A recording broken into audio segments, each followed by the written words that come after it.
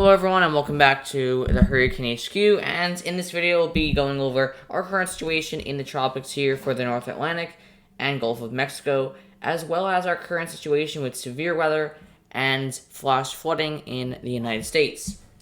Now currently, as we take a look at the tropics here, you can see that we do have this area here where we have a 20% chance of tropical development, and you can see we have that area of disturbed weather here just to the east of Nicaragua, which we are watching, and it looks like we do have those chances for this to develop as this storm does move into the Gulf of Mexico through much of Central America and Mexico.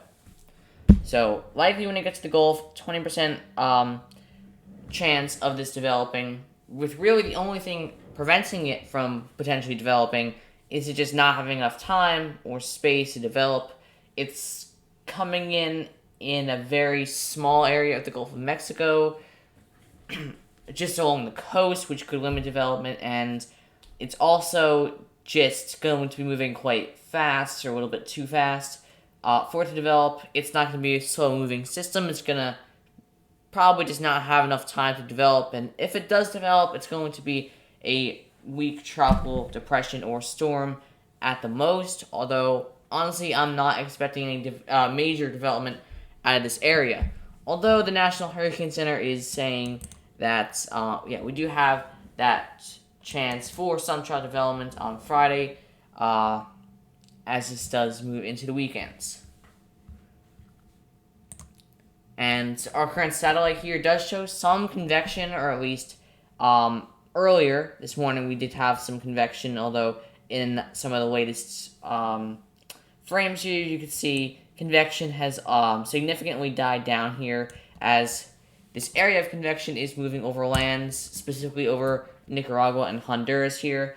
That is where we're seeing a decrease in convection, so it looks like we're not going to see any development out of this until it does get back over water, which will most likely be in the southern Gulf of Mexico, right here, just to the west of the Yucatan and to the east of the Mexico City area. Just in this general area of the Gulf of Mexico is where we'll see our real only chances for some tropical development.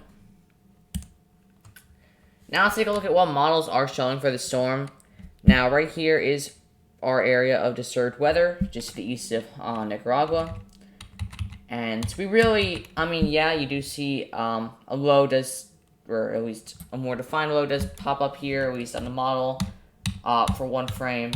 But we really don't see anything forming out of this until it does hit, like, the Gulf of Mexico. Looks like we could be seeing something here on Friday into Saturday. A little something impacting Mexico, maybe even southern Texas again.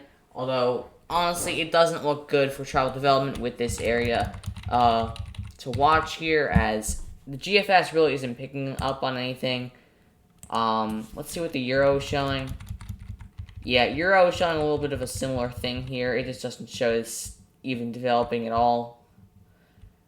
Maybe a little something here in the Gulf. Again, probably not much to develop. Probably, I'm guessing, the highest chances we'll get is 30 or 40% on this. It looks like all the models are pretty confident on this not developing. CMC also not showing it. Icon also not showing much development, if any. Although it does look like there is potential for, again, some heavy rainfall, possibly even some gusty winds up to 25 to 30 miles per hour. That's just generally what we could see with any area of disturbed weather. Especially that heavy rainfall aspect that is actually, or was occurring yesterday and the day before in southern Texas, where we saw that area of interest move onshore, and while it didn't develop or even get that close to developing, we did see a lot of heavy rainfall across much of southern Texas. So, again, we could see something similar with this, probably a little bit more south in Mexico, although you never know, it could go really anywhere from southern Texas to the Mexican coast here. Although, again, I'd say the greatest risk from this area to watch is probably just some excessive rainfall and the general risk of flash flooding that comes with all excessive rainfall. And we could just take a look at the NAM real quick. I don't think this is going to show anything. Yeah, the NAM does not even go out far enough to see that. So, yeah, generally the models, at least that do go far enough out, they really don't show anything from this storm, no development or anything, which is good. So, assuming everything goes how models are currently showing it, probably a low chance of any development from the storm. While, yeah, the tropics might not be as active, we do have the chance for some severe weather across portions of the deep south, and this goes all the way from Louisiana and Mississippi all the way up to Kansas. Marginal risk there, as well as another one here, Texas, Colorado, New Mexico, Oklahoma over there, and then another marginal risk in the northern plains here, especially North Dakota and Minnesota there. You're in a marginal. Luckily, tornado probabilities today are quite low, with all locations seeing under a 2%.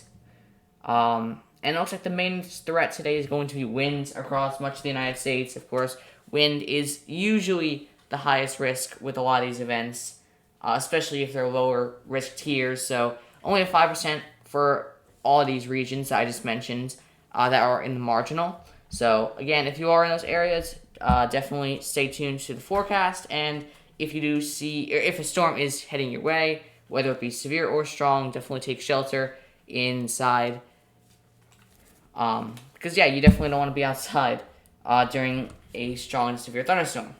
We also have the probability for some small hail. I'm guessing probably only around pea size, with maybe the isolated chance for some larger hail with some of those isolated storms. Although generally across just about all those areas I mentioned, only a 5% risk for hail over 1 inch in diameter. Now let's take a look at our excessive rainfall outlooks here across the United States. We have marginal and slight risks in effect for much of the four corners here, as we are still seeing that monsoon moving through the area, bringing the potential for flash flooding and heavy rainfall in the southwestern United States.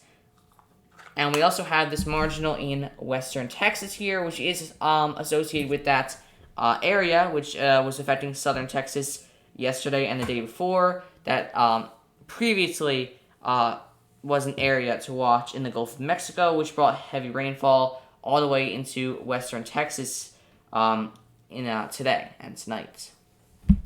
And then finally, we also have that slight risk in effect for portions of Arkansas and Missouri, I believe.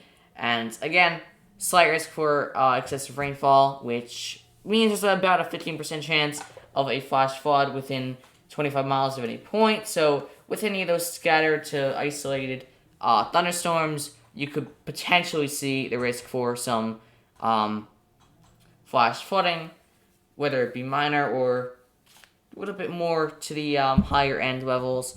That, of course, just depends on those storms. Alright, that's going to wrap up this video. I hope everyone found this video informative. And, yeah, hopefully in the future I'll get back to uploading daily. Today I just want to do a quick update on the tropics and our current severe weather and flash flooding situation across the United States. If anyone does have any further questions about weather in the tropics or the United States, please feel free to leave those questions in the comment section below. And as always, have an amazing rest of your day.